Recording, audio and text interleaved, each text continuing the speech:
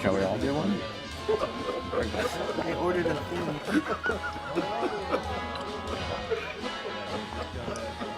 I'm impressed. That was kind of extraordinary.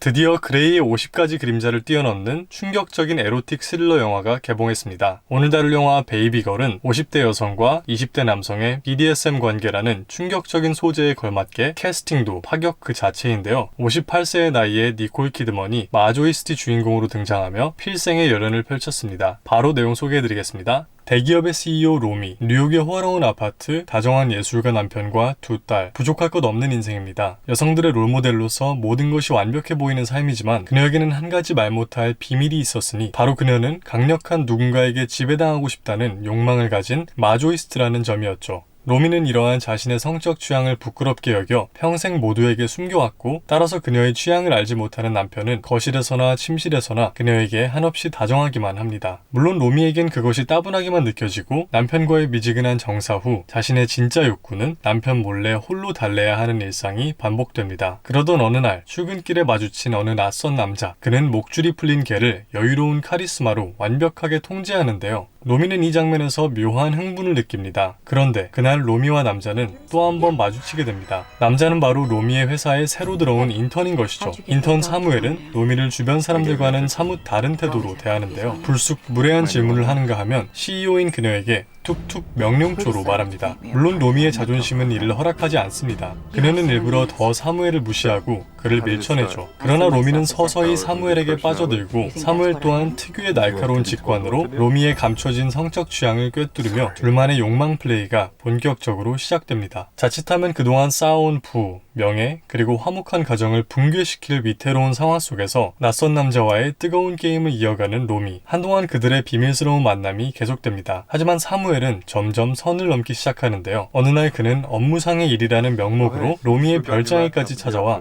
남편과 아이들을 만나는 등 로미의 가정생활에 끼어들기 시작한 것이죠. 격분한 로미는 그를 내쫓으며 그에게 모진 말로 상처를 주고 이후 사무엘은 그녀와 마주칠 일 없는 부서로 옮기겠다고 합니다. 죄책감을 느끼면서도 한편 사무엘에게 여전히 끌리는 등 복잡한 감정에 시달리고 있는 로미에게 타이밍을 잘못 잡은 남편이 또 투머치 다정함으로 엉겨붙자 로미는 결국 남편에게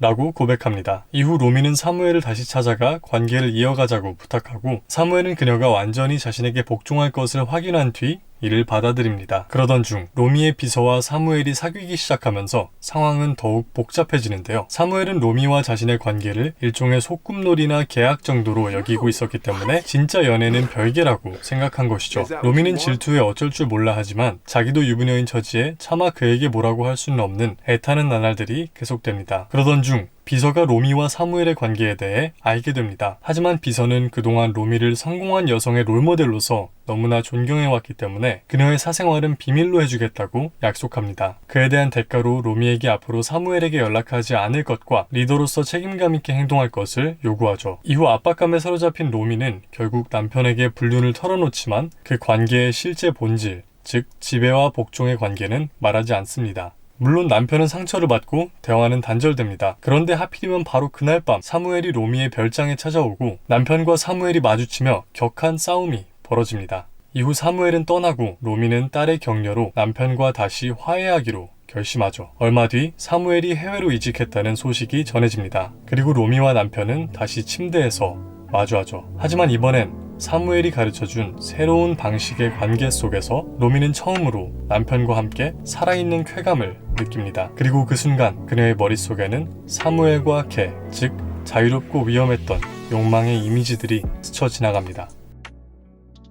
이야기만 놓고 보면 다소 막장 드라마스러운 부분이 없지 않아 있는데요. 그럼 이 영화에 대해서 조금 더 깊이 있게 이해하기 위해서 한번 해석으로 넘어가 보도록 하겠습니다. 배드신 없는 에로 영화. 파격적인 소재에도 불구하고 베이비걸에는 배드신이나 노출 장면이 생각보다 많지 않습니다. 그리고 정사 장면들도 대체로 얕은 심도의 렌즈를 사용해 관객들로 하여금 인물들의 몸이나 배경 공간보다는 인물들의 얼굴 표정의 섬세한 변화에 집중하도록 유도하고 있습니다. 인물들의 행위 그 자체보다도 그 행위 행위가 인물들의 심리에 미치는 영향을 조명하고자 하는 감독의 연출 의도를 유추할 수 있죠. 인간 욕망의 다층성. 로미의 직업이 구체적으로 자동화 로봇 회사 CEO인 설정에는 나름의 의도가 숨겨져 있는 것 같습니다. 영화는 때때로 로봇 회사 공장의 풍경을 비추곤 하는데요. 이는 모든 것이 소름 끼칠 정도로 완벽하고 효율적으로 맞물려 돌아가는 모습입니다. 모든 것이 가장 이성적인 방식으로 맞아떨어지는 공간을 총괄하는 인간은 아이러니하게도 가장 비이성적이고 욕망의 논리에 지배된 존재라는 점에 있어서 로미와 그녀의 로봇 회사는 아이러니한 대비를 이루고 있는 것이죠. 효율과 자동화를 신성시하는 새로운 시대가 도래했을지라도 인간이라는 존재는 여전히 논리나 이성보다는 뒤죽박죽 뒤섞인 욕망들의 근거에서 움직이는 존재라는 것인데요. 어쩌면 로미는 기계 자동화가 낳은 고립감과 허무함 속에서 가장 인간적인 것, 즉 살아있는 본능과 예측 불허한 욕망을 부르짖는 현대인의 자화상일지도 모릅니다.